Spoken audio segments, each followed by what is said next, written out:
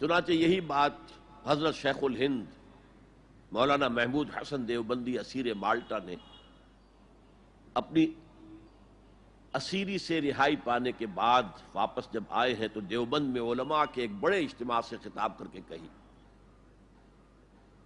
مولانا مفتی محمد شفیع رحمۃ اللہ علیہ وہ خود موجود تھے، اس میں بڑے بڑے علماء، مولانا حسین احمد مدنی رحمۃ اللہ علیہ، شبیر احمد عثمانی رحمۃ اللہ علیہ، مولانا اشرف علی تھانوی رحمۃ اللہ علیہ، مولانا انور شاہ کشمیری رحمۃ، بڑا مجمع.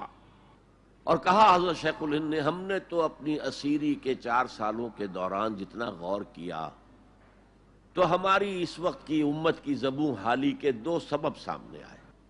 مولانا مفتی شفیع لکھتے ہیں ان کی کتاب وحدت امت کے نام سے، کہتے ہیں کہ پورا مجمع ہمہ تن گوش ہو گیا کہ یہ شیخ الشیوخ استاد العلماء عمر کے اس آخری درجے میں اس حد پر آ کر اب نیا سبق کون سا سیکھ کر آیا ہے. کہ ہمیں تو اس کے 2 سبب معلوم ہوئے، ایک ہمارا قرآن کو ترک کر دینا، لفظ نوٹ کیے، ترک کر دینا، اور دوسرا ہمارے آپس کے اختلافات. چنانچہ میں تو یہی فیصلہ کر کے آیا ہوں کہ اب زندگی جتنی باقی ہے 2 ہی کاموں میں لگاؤں گا. ایک تو یہ کہ ناظرہ قرآن پڑھنے کے مکتب گلی گلی کھل جائیں اور عوامی درس قرآن کے ذریعے قرآن کے پیغام اور قرآن کے حکمت سے لوگوں کو روشناس کرایا جائے. عوامی درس قرآن کا لفظ استعمال کر رہا ہے شیخ الہند، جنہیں میں 14ویں صدی کا مجدد اعظم سمجھتا ہوں. اور نمبر 2 یہ کہ آپس کے اختلافات کو حوالہ دی جائے. یہ واقعہ کوٹ کر کے مفتی محمد شفیع صاحب لکھتے ہیں کہ حضرت شیخ نے جو 2 باتیں کہیں اصل میں وہ ایک ہی ہے. ہمارے باہمی اختلافات بھی تو اسی وجہ سے ہیں کہ ہم نے قرآن کو ترک کر دیا ہے. بتائیے شیخ الہند نے کیسے ترک کیا قرآن؟ مولانا مدنی نے کیسے ترک کر دیا قرآن؟ کیا مطلب اس ترک کرنے کا؟ حال تو یہ ہے کہ مولانا مدنی رحمۃ اللہ علیہ حالانکہ وہ تو گرفتار نہیں ہوئے تھے، وہ تو والنٹریلی اپنے شیخ کی خدمت کے لیے گئے ہیں ساتھ، اور اس حد تک ان کی وفاداری اور ان کی خدمت گزاری کہ رمضان کا مہینہ آیا تو حضرت شیخ الہند نے حسرت کے ساتھ کہا زندگی میں یہ پہلا رمضان ہوگا کہ تراویح میں قرآن نہیں سن سکیں گے. اس لیے کہ نہ شیخ الہند حافظ تھے، نہ مولانا مدنی حافظ تھے، اور تیسرے ان کے ساتھ ایک اور تھے، ان کا میں نام بھول رہا ہوں، وہ سرحد کے پٹھانوں میں سے تھے، کوئی حافظ نہیں تھا. اب آپ غور کیجئے، استاد اور اپنے شیخ کی اس حسرت کو دور کرنے کے لیے مولانا مدنی روزانہ 1 پارہ حفظ کرتے تھے اور رات کو تراویح میں سناتے تھے، روزانہ 1 پارہ. اور یہ انہونی بات نہیں ہے، جب ساری زندگی قرآن ہی سے شغف رہا ہے تو وہ ہے تو صحیح ذہن میں، اب صرف ان کے لنکس ملانے ہیں آپس میں، اور کیا ہے. اصل میں قرآن کو ترک کرنے کا مطلب کیا ہے؟ وہ اصل میں ایک اور بہت بڑے عالم دین کی بات سنیے آپ، مولانا سید انور شاہ کشمیری رحمۃ اللہ علیہ، جو دیوبند سے آ کر آپ کے قریب میں ڈابھیل میں انہوں نے مدرسہ قائم کیا تھا. وہ ایک مرتبہ قادیان میں ایک جلسہ علماء کیا کرتے تھے ہر سال رد قادیانیت کے لیے. تو ایک سال اسی طرح وہاں علماء جمع تھے. اب جس نے یہ واقعہ بیان کیا ہے اس کا نام میرے ذہن میں اس وقت نہیں ہے، کہ میں صبح مولانا انور شاہ کشمیری رحمۃ اللہ علیہ کی خدمت میں حاضر ہوا تو دیکھا کہ غم کی تصویر بنے بیٹھے ہیں، بہت اداس، غمگین.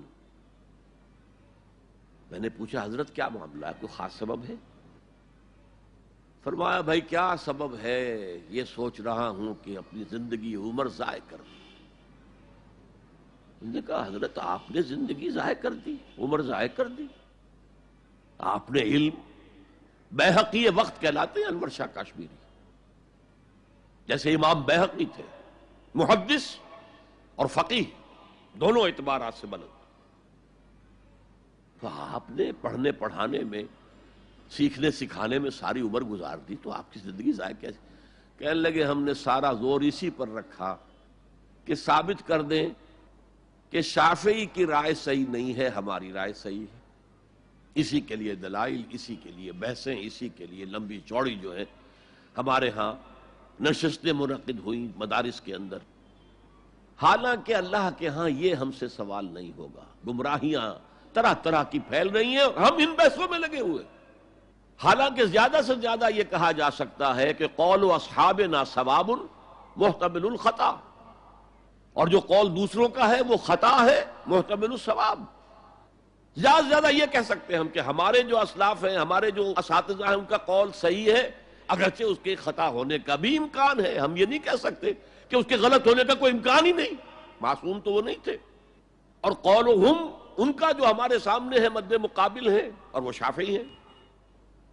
اصل تو جو ٹکراؤ تھا وہ فقہ حنفی اور فقہ شافعی کے مابین تھا. ہم صرف یہ کہہ سکتے ہیں کہ ان کا یہ قول خطا ہے، غلطی ہے، اگرچہ احتمال موجود ہے کہ وہی صحیح ہو. اس کے سوا تو ہم کچھ نہیں کہہ سکتے. اور ہم نے اپنی ساری زندگی اس کام میں لگا دی.